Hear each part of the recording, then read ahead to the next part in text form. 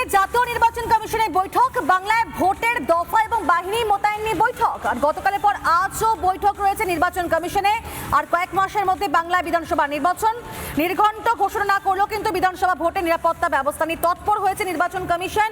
সৈকত রয়েছেন এই মুহূর্তে আমাদের সঙ্গে সরাসরি। সৈকত, গতকাল যে বৈঠক হলো সেই বৈঠক তো কেন্দ্র বাহিনী মোতায়েনের ব্যাপারে সিদ্ধান্ত নেওয়া হয়েছে যে বেশি সংখ্যায় কেন্দ্র বাহিনী মোতায়েন থাকবে।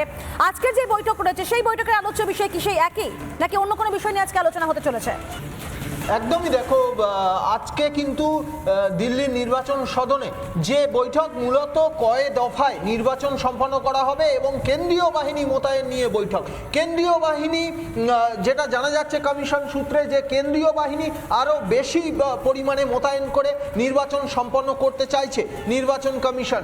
সম্ভবত গতবারের মতো অর্থাৎ 2021-এর মতো 8 দফায় নির্বাচন না হলে দফা যদি কমাতে হয় তাহলে কিন্তু কেন্দ্রীয় বাহিনীর সংখ্যা বেশি করতে হবে। সেটা কতটা কেন্দ্রীয় বাহিনী থাকবে, কত কোম্পানি কেন্দ্রীয় বাহিনী থাকবে এবং কত দফা নির্বাচন সম্পন্ন হবে, সেটাই আজকের বৈঠকের আলোচ্য বিষয়।